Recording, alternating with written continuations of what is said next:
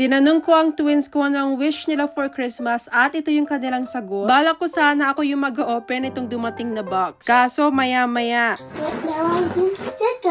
Alam na kaagad nila kung ano yung laman. You want to unbox this? Yes. Wow. At ito at sila na nga daw ang mag-unbox. So bali nung may sakit ang twins, sinanong ko sila kung ano yung wish nila for Christmas. And sabi nga nila is Chocomallows daw and Stick-O. At ayaw na daw nila sa toys. So natuwa naman ako kasi Filipino food na yung kanilang nire-request. And hinahanap nila to nung nilalagnat sila kasi ito nga yung kanilang kine-crave. So sabi ko, sige, i-order ko kayo. At ngayon nga, ito at in-unbox na nila yung kanilang delivery. Na-promise ko din kasi na gumaling sila, bibilan ko sila nito. And buti na lang, meron akong nahanap na shop na merong Chocomallows and Stick-O. At tingnan nyo kung gaano kadaming Chocomallows yung aking binili. So bali 8 boxes na yung aking binili na Chocomallows. Dahil plano ko, itabi ko na lang yung iba at balutin ko for Christmas. Or ilagay ko sa kanilang stockings yung medyas na red. Na kunwari manggagaling kay Santa. Bumili na nga din pala ako ng harina na gawa sa malagkit na bigas. Tapos star margarine at itong butter coconut. At para hindi sayang yung delivery fee, nag-add din ako ng mga pansit canton. Do meron pa ako ditong stock sa bahay kasi kaka-order ko lang din nung nakaraan. Para next year na ulit ako bibili. Meron din ako ditong cup noodles sa sotanghon kasi masarap to sa umaga. And ito ding jampong pag nagutom sa gabi. Nakita ko din na meron silang lemon square na cheesecake. And gustong gusto ko din talaga yung lasa nito. Do lumiit na siya, diba? Nag-restock na nga din pala ako ng kasuba kasi favorite nga ng twins ang lugaw. So yan, tatagal na ulit yan sa amin ng mga 1 taon. And then, nag-order na din ako ng Mr. Gulaman. Bumili nga din pala ako dito ng Eden cheese. Alam niyo yan, iba pa rin ang lasa ng Eden cheese. And meron din ako dito na ube flavoring. Sige nga, ano sa tingin nyo yung balak kong lutuin? Isa sa makakahula ay makakatanggap ng isa sa mystery toys for Christmas. Anyway, yung steak ko nga pala is 4 na garapon na yung aking binili. And same sa Chocomallows, itatago ko na lang yung ibang stocks. Meron pa din pala ditong ibang pansit canton. Tapos itong yakisoba na beef. Ewan ko, gustong gusto ko talaga yung lasa nito kasi parang meron din siyang mga vegetables, diba? Meron din crispy fry. Tapos ito yung pansit canton na kinakain ng kanilang daddy and ng twins. O diba, para na namang may tindahan si Charlie and Chino. Sabi ko nga kung nasa Pilipinas kami, makakatipid ako sa Pasko. Pero dito kasi mahal talaga yung mga ganitong bilihin. Pero syempre, para to sa twins. And importante, nakilala nila yung mga ganitong food. It's my favorite.